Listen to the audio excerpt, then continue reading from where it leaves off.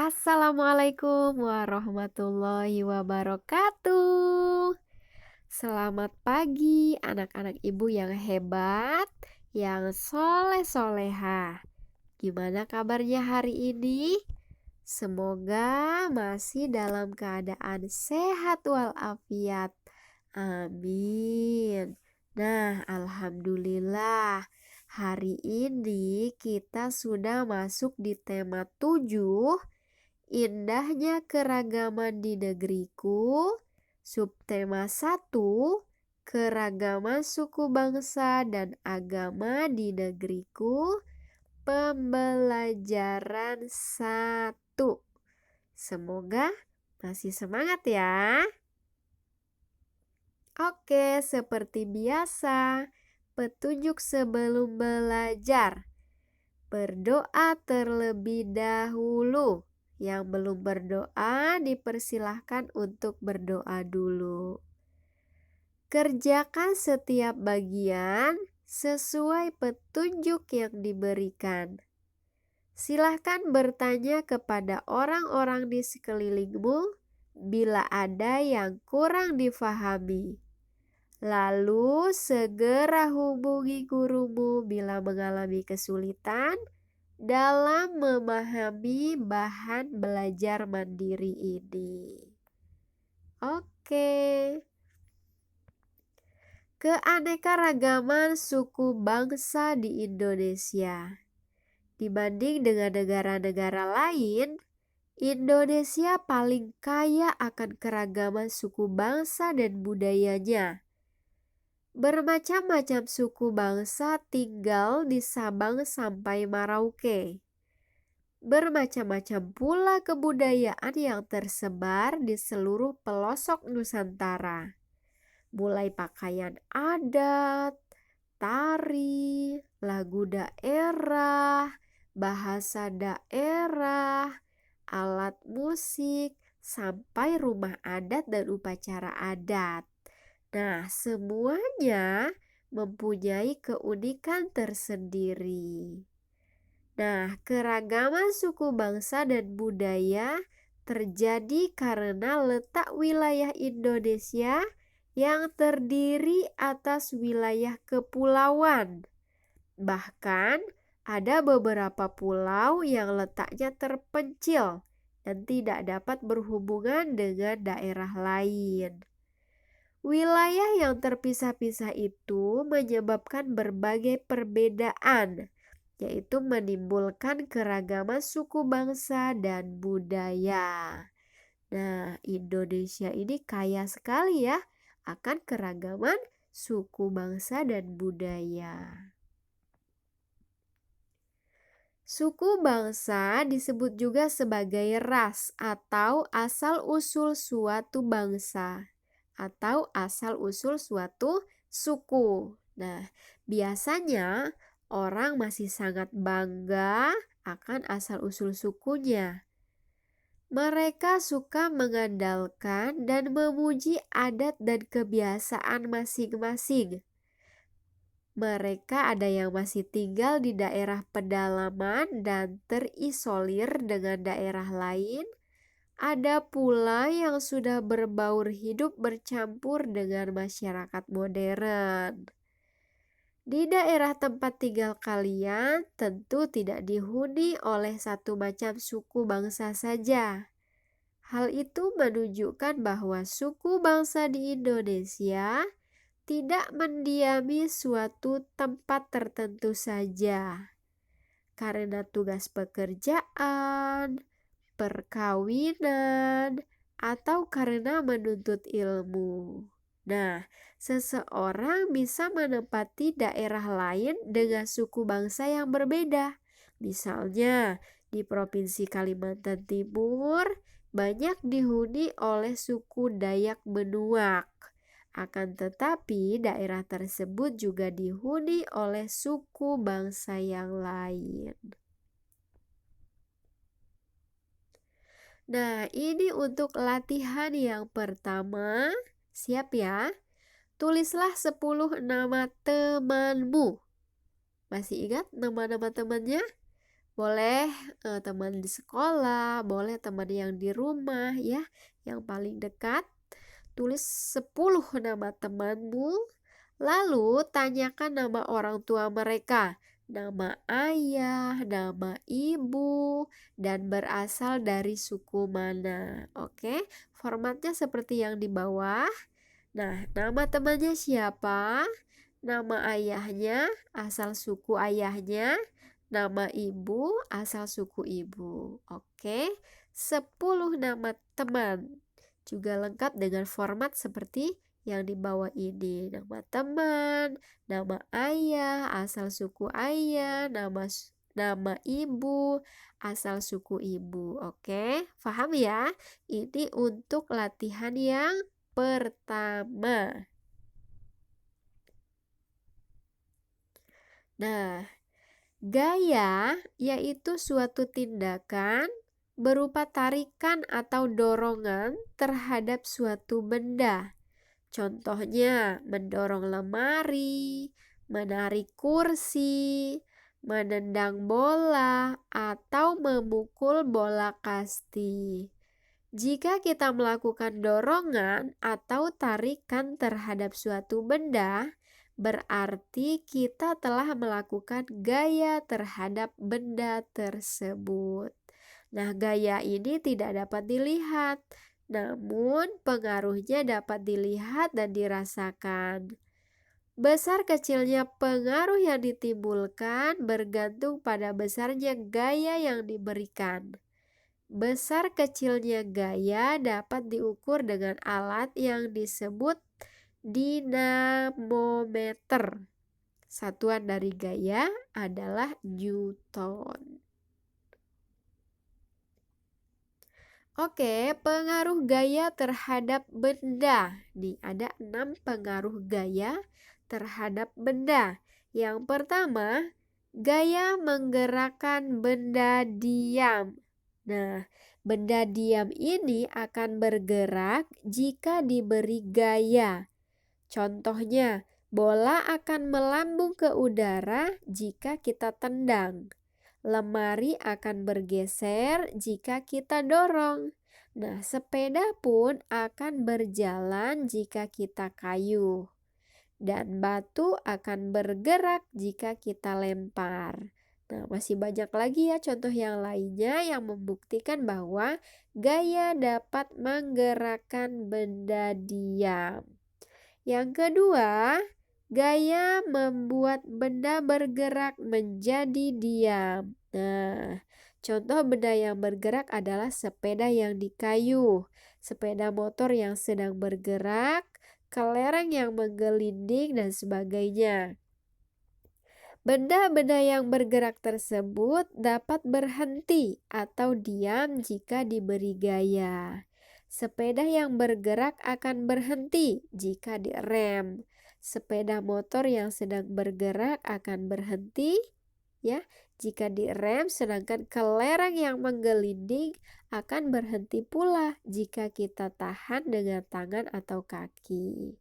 Nah, jadi mengerem itu termasuk bentuk gaya. Begitu juga dengan menahan kelereng dengan tangan, itu termasuk bentuk gaya. Dengan demikian bahwa gaya dapat membuat benda bergerak menjadi diam.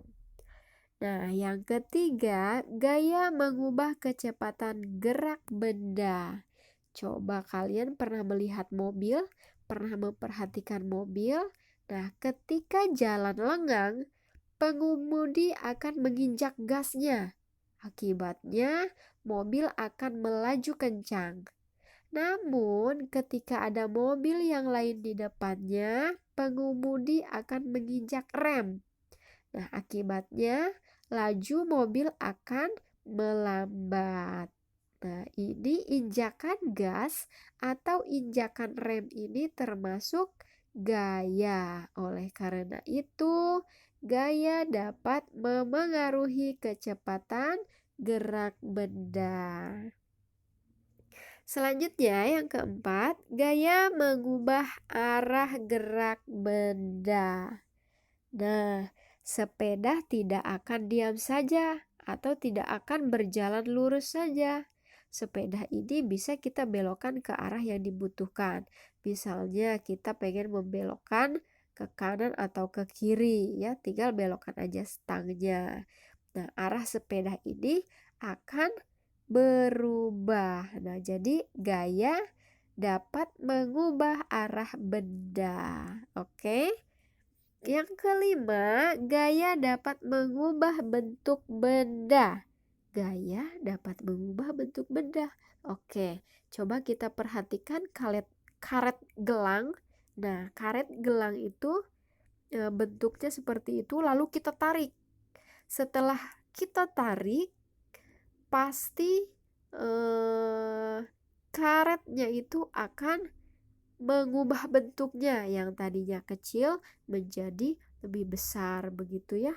Ketika kita tarik karet gelang itu, pasti akan berubah bentuknya dari yang semula. Nah, ini menunjukkan bahwa gaya dapat mengubah bentuk benda. Yang terakhir, gaya dapat memengaruhi keadaan benda di dalam air. Nah, misalnya ketika kita berenang, kita tidak akan bisa ke dasar kolam, melainkan kita berada di permukaan air. Nah, jadi kalau kita berenang, kita tidak langsung masuk ke dalam ya. Ketika kita berenang, kita akan mengapung ya. Nah, begitu juga ketika kita melemparkan benda seperti bola, nah itu juga akan mengapung. Berbeda jika kita melemparkan batu ke dalam air. Kenapa bisa tenggelam? Nah, benda di permukaannya sempit ini akan mendapatkan sedikit gaya tekan ke atas. Ya, akibatnya benda akan tenggelam.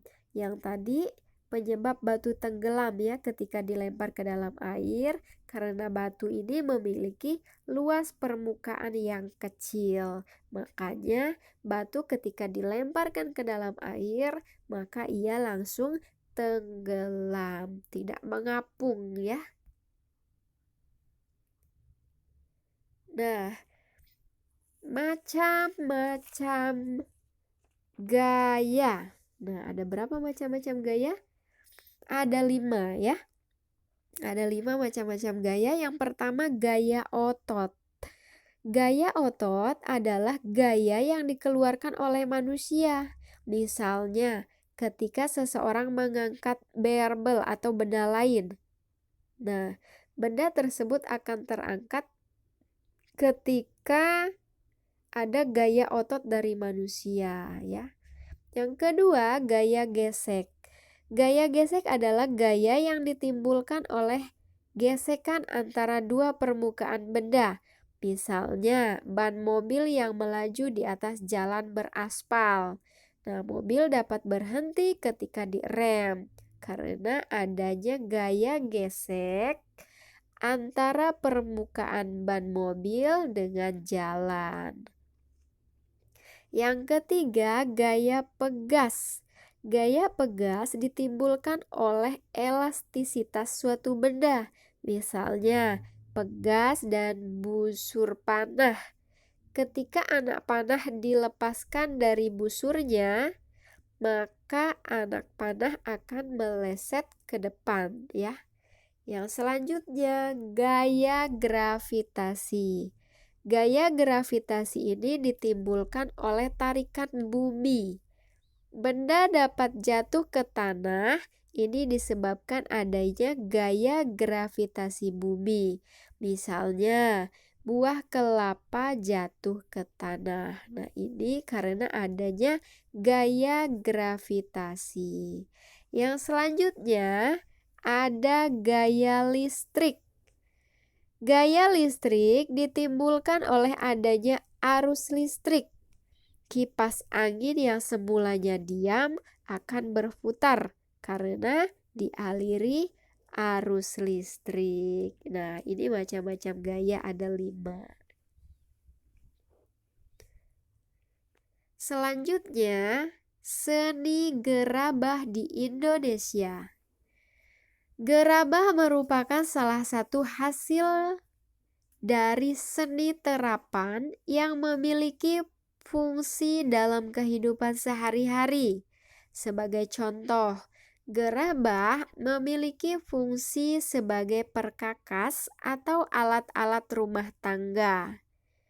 Gerabah ini terbuat dari tanah liat yang kemudian dibakar dengan suhu tertentu. Kerajinan gerabah di Indonesia telah dikenal sejak zaman Neolitikum atau zaman prasejarah, zaman batu baru, sekitar tahun 3000 sampai 11.000 ya. 3.000 sampai 11.000 sebelum Masehi, kurang 0, maaf. Gerabah juga dikenal dengan istilah tembikar atau keramik. Gerabah yang dihasilkan oleh masyarakat Indonesia berupa barang pecah belah seperti tembayan, periuk, belanga, kendi, dan lain-lain. Masih banyak ya yang dihasilkan dari gerabah. Nah, selain gerabah yang dibuat secara tradisional, ada pula gerabah yang sudah dibuat dengan memperhatikan efek seni. Gerabah tersebut merupakan gerabah modern yang dikelola secara profesional. Kualitas barang yang dihasilkan pun dapat dibanggakan. Hal itu dapat dilihat dari pemilihan bahan dasar, desain, ragam hias, serta proses akhir pembuatannya. Nah, motif hias pada gerabah masih sangat sederhana. Hiasan ini biasanya lebih banyak dipengaruhi oleh lingkungan alam dan budaya setempat. Beberapa motif yang biasanya terdapat pada gerabah biasanya ada motif geometris, anyaman, tumpal, lilin, pilin tunggal, pilin berganda, dan mender. Hampir di setiap pulau di Indonesia memiliki seni membuat gerabah. Yang pertama ada di antara lain Pleret, Kabupaten Purwakarta, dan juga ada di Sitiwangun, Cirebon, Kasongan, Yogyakarta, Banjarnegara atau Bandung, daerah Kapal atau Bali, Mayong, Jepara, Klampok, Purwokerto, Jatiwangi, Majalengka, Dinoyo, Malang, dan juga Lombok ya, Nusa Tenggara Barat, dan Takalar atau di Sulawesi Selatan. Nah, latihan yang kedua, siap ya, latihan yang kedua. Ada 5 soal. Yang pertama, apakah gerabah itu? Kalian jelaskan apa sih gerabah itu? Yang kedua, terbuat dari bahan apakah gerabah itu? Yang tadi sudah Ibu bacakan. Yang ketiga, sejak kapankah kerajinan gerabah di Indonesia dikenal? Sejak kapan? Yang keempat, apakah nama lain dari gerabah? Yang tadi juga sudah dibacakan. Mohon maaf, ini nomor 5 ya, bukan nomor 6. Yang kelima, berupa apa sajakah gerabah yang dihasilkan oleh masyarakat Indonesia? Nah, tadi juga sudah ada. Kalian boleh sebutkan berupa apa saja sih gerabah yang dihasilkan oleh masyarakat Indonesia. Oke. Nah, dicukupkan dulu pembelajaran hari ini. Semoga masih semangat. Terima kasih. Wassalamualaikum warahmatullahi wabarakatuh.